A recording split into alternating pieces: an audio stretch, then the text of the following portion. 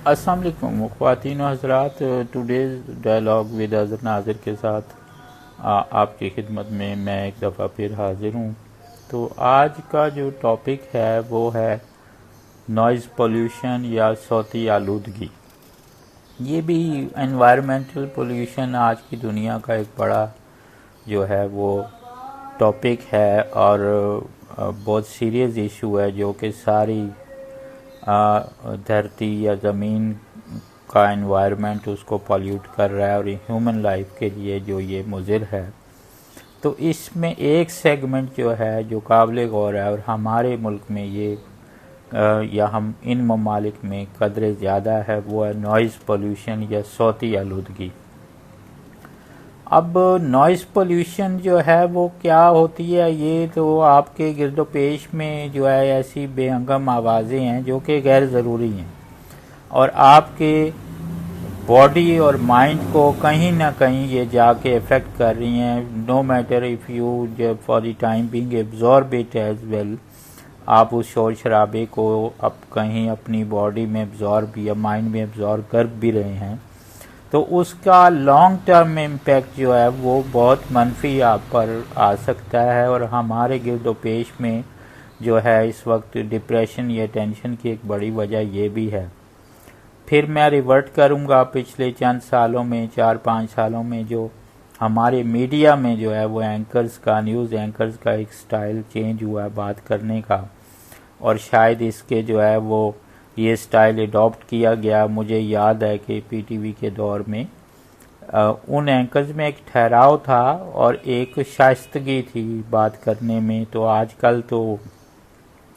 जो हमारा मीडिया है शायद इन्होंने इंडिया से कैचअप किया क्योंकि उनका ट्रेंड ये सेंसेशनल या सनसनी फैलाने की खातिर या उनके यहाँ जो हिंदुत्व एजेंडा को प्रमोट करने के लिए स्पेसिफिक एक सेगमेंट ऑफ मीडिया है तेज़ तेज़ बोलने का, सनसनी फैलाने का या ब्रेकिंग न्यूज़ का, और जो है उसमें जैसे एक ही सांस में तेज़ तेज़ बहुत लाउड बोलना, इस तरह जैसे कि कहीं आगे आग लगी हुई है। तो ये भी एक प्रोपेगेंडा का हिस्सा है और शायद आजकल जो है वो न्यूज़ एंकर्स को या दूसरे एंकर्स को सिलेक्ट करने वाले या उनका इंतखाब करने वाले, हायर करने वाले जो चैनल्स हैं या मीडिया मालिकान हैं या वो जो उनको रिक्रूट करते हैं लोग, जो उनका एचआर डिपार्टमेंट है, उसमें ये भी एक क्राइटेरिया है आपकी सिलेक्शन का। तो मुझे ये समझ नहीं आता कि आप एक तो इस प्रोपेगेंडा से मुसलसल लोगों को ब्रेन वॉश करते हैं, एक तो ये जुल्म है, दूसरा आप तेज़ तेज़ जो है बातें करके और लाउड वॉइस में आप टीवी खोल दें। मैं तो 5 मिनट ऐसी बेअंगम जो है वो बकवास नहीं सुन सकता, तो आप मजबूरन आपको चैनल स्विच करना पड़ता है या किसी दूसरी ऑप्शन। आप उनकी बात एट ए लेंथ सुन ही नहीं सकते क्योंकि वो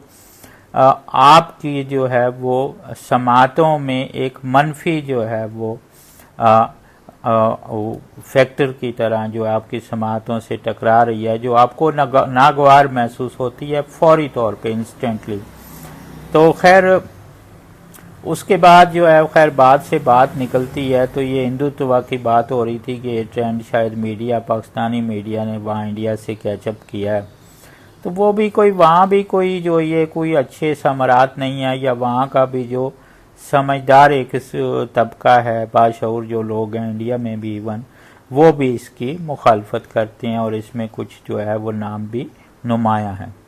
तो अब मेरा ये मानना था कि पिछला जो एक सिनेरियो था वर्ल्ड गवर्नमेंट्स का, उसमें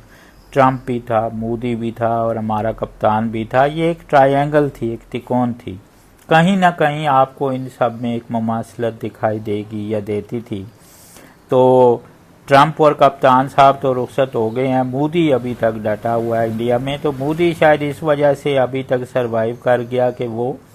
शायद उतना जो है इंतहा पसंद या एक्सट्रीमिस्ट नहीं है जितना वो दिखाई देता है, या उनके यहाँ भी इंडिया की इकोनॉमी जो है वो फल फूल रही है या प्रॉस्पर कर रही है और अभी वो लेवल नहीं आया शायद जो है उसका, जहाँ जो है वो मोदी को भी वहाँ जो इंडिया में जो इक़्तिदार से हटा दिया जाए या लोगों कि शायद उससे अभी तवक्कुआत हैं या सोसाइटी का कोई बड़ा सेगमेंट वहाँ इंडियन सोसाइटी का जो है मोदी से जो है वो खुश है, हो सकता है, या जो भी है। तो अब एक, चूँकि हम सोशल मीडिया से भी अपना जो है वो मवाद लेते हैं, रोज़ाना एक नज़र पड़ती है आसपास जो है वो अपनी पोस्ट पे, और एक जो ओवरसीज़ पाकिस्तानी फ्रेंड हैं उन्होंने एक कुछ जो है मौजूदा हालात के तनाजुर में लिखा हुआ है कि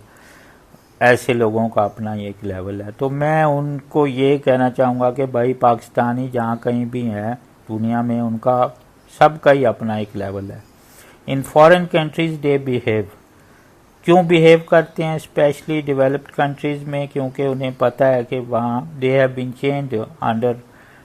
very strict laws, rules and regulations, और वहाँ अगर वो उन लॉज को वायलेट करते हैं तो उसका इंस्टेंट उनको पेनल्टी भी है, सज़ा भी है, और उनको इवन जो है वहाँ उस मुल्क से डिपोर्ट भी किया जा सकता है और उनकी नेशनैलिटी रिवोक भी हो सकती है। ये जो पाकिस्तान में सब कुछ चलता है ये उन मुल्कों में नहीं चलता। तो मेरे भाई पाकिस्तानियों के बारे में जो है तंज भरे इस किस्म के रिमार्क से पहले जो है वो आप अपने गिरबान में भी देख लें कि आप भी तो एक पाकिस्तानी हैं, या पाकिस्तानी जो ओवरसीज़ पाकिस्तानीज़ हैं वो इस वक्त पाकिस्तान के जो मौजूदा हालात है उसमें उनका क्या कंट्रीब्यूशन है। तो इस सिलसिले में मैंने अपने पिछले एक जो है वो यूट्यूब जो है वो उसमें पोस्ट में कहा था, इसका जिक्र किया था कि एक जगह मैंने सोशल मीडिया पे लोगों को इस डिबेट एक हो रही थी कि जी ये जो सब ओवरसीज़ पाकिस्तानीज़ की मैं बात नहीं कर रहा, बिलाशुबा वो लोग काबिल फ़ख्र हैं जो पाकिस्तान के लिए जिन्होंने नेम एंड फेम कमाया जो है वो ओवरसीज़ या किसी भी मुल्क में पाकिस्तान का नाम रोशन किया, या किसी भी फील्ड में कुछ अचीवमेंट है उनका, या प्रोमिनेंट पोजीशंस पे पाकिस्तानीज़ हैं, और वो हमारे लिए जो है पाकिस्तान के लिए भी काबिल फ़ख्र हैं और उन मुल्कों के लिए भी एक एसेट है जहाँ वो रहते हैं या जिसकी सेकंड नेशनैलिटी जिन ममालिक की उनके पास है। तो इन ऐसे लोगों ने बिलाशुबा अपने मुल्क को इज़्ज़त दी। मैं उन लोगों की बात कर रहा हूँ जो कि मैंने एक जो है वो डिबेट सोशल मीडिया पे देखी कि कोई साहब और अदबी अच्छे खासे समझ बूझ वाले लोग, पढ़े लिखे लोगों की डिबेट थी। तो एक साहब का एक कमेंट था और उन्होंने कहा जी आप ऐसे ओवरसीज़ पाकिस्तानी, मैं तुम जैसे लोगों को जानता हूं जो $100-200 अपनी फैमिलीज़ को हर महीने बेच के ये समझते हो कि आपने पूरा मुल्क ख़रीद लिया है, तो ऐसी बात नहीं है। तो आगे से वो भी उसको कन्फ्रंट कर रहे थे साहब। बहरहाल ये एक डिबेट है। तो मैं इस बात की तरफ इशारा या इसका जिक्र करने से मकसूद ये है कि ओवरसीज़ पाकिस्तानीज़ में भी कुछ ऐसा सेगमेंट है जो कि यहाँ दे आर क्रिएटिंग मिसचिफ, या वो एक किस्म का शरारत करते हैं पाकिस्तान के सेटअप पे। और मैं इस तनाजुर में ये कहता हूँ कि जो आप तुर्की और दूसरे ममालिक से जो है वो तकाबुल करके आप जो है अपने हालात मज़ीद दगरगूं कर रहे हैं, तो आप तकाबुल ही आपने करना है, कंपैरिजन ही करना है। तो मेरे भाई आप उन जो है ममालिक से करें जो आपके हमसाया ममालिक हैं, जिनके ज़मीनी हक़ाइक़ भी कम व बेश आपसे मुमासलत रखते हैं या मैच करते हैं। इस सिलसिले में मैं आपको बताऊं कि मैं जब ये पिछली जो है वो इंसाफियंस की गवर्नमेंट आई और इन्होंने रुपये को डीवैल्यू करना शुरू किया, तो मैंने उस पर लिखा सोशल मीडिया पे कि मैं एक बैंकर रहा हूं तो मैं समझता हूं ये गलत है। तो एक साहब थे जो मेरे गवर्नमेंट कॉलेज से ही वो सीनियर्स हैं और कुछ शोबे से वाबस्ता रहे हैं, उन्होंने मुझे अब्रप्टली इंटरप्ट किया और कहा कि जी तुर्की में भी ऐसा हुआ था, उनकी करेंसी पता नहीं 400-500 गुना गिर गई थी। उसके बाद उन्होंने जो है वो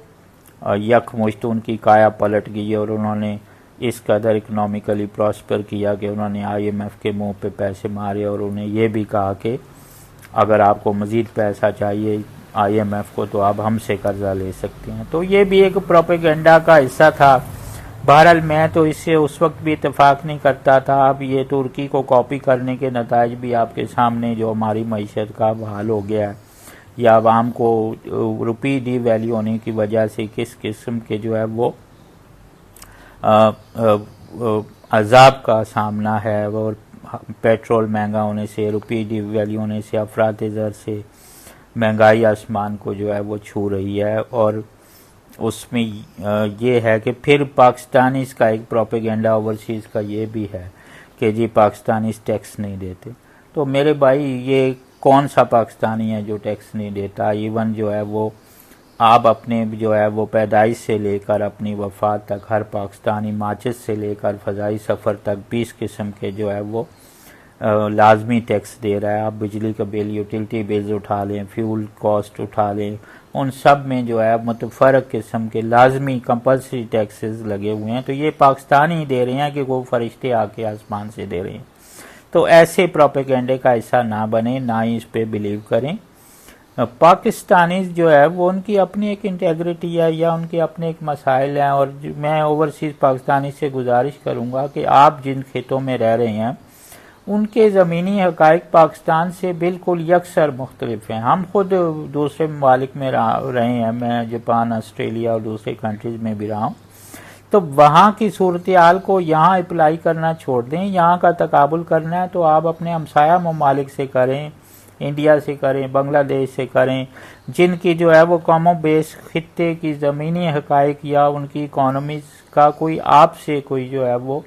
कोई चीज़ मैच करती हो। तो वहाँ आप देखें कि आप कहाँ स्टैंड करते हैं, तो वो कहाँ स्टैंड करते हैं। फिर जो इंसाफियंस की गवर्नमेंट आई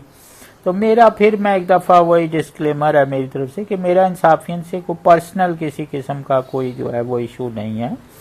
हम भी उसे भी सियासी जमात समझते थे या हैं, और हम समझते हैं कि शफाफ इंतखाब हो तो इनको भी अपना ड्यू स्पेस मिलना चाहिए, लेकिन जो है वो मैनिपुलेटेड रिजल्ट्स ना हो, शफाफ इंतखाब हो जो आपकी असल जो है अवाम में जो है वो इस वक्त आप कह लें कि आपका एक जो मैंडेट है वो सामने आना चाहिए। तो ये हर जमात उठ के कह दे कि 22 या 25 करोड़ अवाम हमारे साथ हैं, तो ये भी सरासर एक बोतान या गलत प्रोपेगेंडा होता है। तो इसमें भी कोई हकीकत नहीं होती, ज़मीनी जो हकीकत है वो सामने आनी चाहिए और आप अपना जो है तर्ज अमल तब्दील करें और अपने अंदर से एग्रेशन और बदतमीज़ी गालम गलोच ख़त्म करें। मैं इंसाफियन से फिर एक गुजारिश करता हूँ, तो अपने अंदर रवादारी और टॉलरेंस पैदा करें, लोगों से बड़े छोटे की तमीज़ पैदा करें, लोगों से जो है वो आर्गूमेंट से बात करना सीखें। प्रोपेगेंडा की जो है वो आपको वो ऊपर से लीड्स मिल जाती हैं आपके रेलिवेंट जो है वो पेजेस से, या जो भी लोग इस किस्म का मवाद जो है वो फैलाते हैं सोशल मीडिया या आगे पीछे, और आप उसको कॉपी करके एज सच आंखें और जहन बंद करके उसको लोगों पे जो है वो उनके सरों पे उंडेलना शुरू कर देते हैं। तो ये भी आप एक तरह से जो है वो समझते हुए या ना समझी में उस जो है गलीज या मनफी प्रोपेगेंडा का हिस्सा बन रहे हैं। तो मेरी कुछ पोइट्री भी है प्रोपेगेंडा के उन्वान से, जो है पिछली मेरी यूट्यूब के जो है वो उसमें आप पोस्ट पे देख सकते हैं इसी चैनल पे। तो अब उसमें जो है वो खैर इंसाफियंस की हुकूमत जब आई तो एक जो है साहब मुराद सईद साहब गालबन थे, उन्होंने कहा कि जी कप्तान जब आएगी तो 200 अरब डॉलर या जो भी है वो बैरून मुल्क पाकिस्तानी उनको भेजेंगे और वो $100 दुनिया के IMF के मुंह पे मारेगी और $100 पाकिस्तान पे लगाएगी। तो ऐसा कप्तान आ भी गया, ऐसा कुछ भी नहीं हुआ। ओवरसीज़ पाकिस्तानियों ने कोई 200 अरब डॉलर नहीं भेजे, या भेजे भी तो पता नहीं वो कहाँ गए। पाकिस्तानियों के तो हालात पहले से भी बदतर हो गए। IMF के मुंह पे मारने के बजाय IMF से उस किस्म की डील्स आप लोग कर गए जैसे पाकिस्तानियों के रहे से जो है सख्त भी ख़त्म हो गई और कपड़े तक उतर गए उनके। तो बात ये है मेरे भाई कि इस किस्म का मनफी और जो है वो गलीज प्रोपेगेंडा आपने किया, लोगों को ब्रेन वॉश किया नौजवानों को, और उस पे जो है वो तोड़ा ये कि आपको इस पर किसी किस्म की पशेमानी या शर्मिंदगी भी नहीं है। तो ये बात गलत है। तो बात से बात निकल आती है, अब वो बात हो रही थी उसकी हाँ, तो ओवरसीज़ पाकिस्तानीज़ के बारे में एक और बात करूँगा कि जो ओवरसीज़ पाकिस्तानीज़ का सेगमेंट मेरी तमाम जो है वो मेरा रोए सुखन तमाम ओवरसीज़ पाकिस्तानीज़ की तरफ नहीं है। मैं सिर्फ उन ओवरसीज़ पाकिस्तानीज़ के बारे में बात कर रहा हूँ जो मनफी प्रोपेगेंडा का, एक मुनज़्ज़म प्रोपेगेंडा का जानते बूझते हुए अपने किसी पर्सनल इंटरेस्ट के लिए जो है वो हिस्सा बन गए हैं। तो बात यह है कि आपको दूसरी जमातों से, मेरे भाई सियासी जमातों से कोई ज़ाती मखासमत, पर्सनल ग्रज है भी, तो आप के अपने लफ्ज़ों में अगर कोई बुग़्ज़ है तो उसे अपनी ज़ात तक महदूद रखें और एक बेहंगम इज्तिमाई प्रोपेगेंडा का हिस्सा बनने से गुरेज करें। इससे माशरे के जो है वो आने वाली नस्लें और सादा लो दिमागों को जो है वो नाकाबिल इतलाफ़ी नुकसान हो रहा है। तो हो सकता है आप जैसे एक इंडिविजुअल लीडर की या मखसूस लीडर की हिमायत करते हैं या पार्टी की, उसमें आपका अपना कोई स्टेक हो या आपका अपना कोई ज़ाती मफाद वाबस्ता हो, तो बात इस सब का जो वे आउट है वो यही है कि आप एक ट्रांसपेरेंट इलेक्शन जो है, शफाफ इंतखाबात जो है वो इंश्योर करें, जिसमें जो है किसी भी किस्म की पॉलिटिकल इंजीनियरिंग हम भी कहते हैं नहीं होनी चाहिए, मैनिपुलेशन नहीं होनी चाहिए, इलेक्शन रिजल्ट्स को मैनूवर नहीं किया जाना चाहिए, मैनिपुलेट नहीं किया जाना चाहिए और सही मानों में शफाफ इंतखाबात हों ताकि जिस पार्टी की जो स्टैंडिंग है पब्लिक में वो सामने आ जाए। तो अब नॉइज़ पोल्यूशन की बात हो रही थी, तो नॉइज़ पोल्यूशन मैं जापान में भी रहा मोस्टली, तो वहाँ भी नॉइज़ पोल्यूशन, वहाँ एक मैं आपको बताऊँ, ट्रैफिक हॉर्न की जो हम गाड़ियों में अपनी या बाइक्स पे आगे पीछे या बड़ी बसों पे प्रेशर हॉर्न भी लगे हुए होते हैं, तो वो उसमें जो है हमारे यहाँ इसको किसी किस्म की बदतहजीबी नहीं कहा समझा जाता, लेकिन उन ममालिक में गैर ज़रूरी हॉर्न जो है, मैं कई साल रहा और मैंने कहीं भी जो है हॉर्न की इक्का दुक्का आवाज़ों के अलावा जहाँ इसकी बहुत ज़रूरत हो वो लोग इसको बदतहजीबी समझते हैं और ये नॉइज़ पोल्यूशन की उन लोगों को आगाही है, अवेयरनेस है। फिर गली मोहल्लों में जो है सब्जी फल फरोश और आजकल दूसरे जो है अशिया बेचने वालों ने भी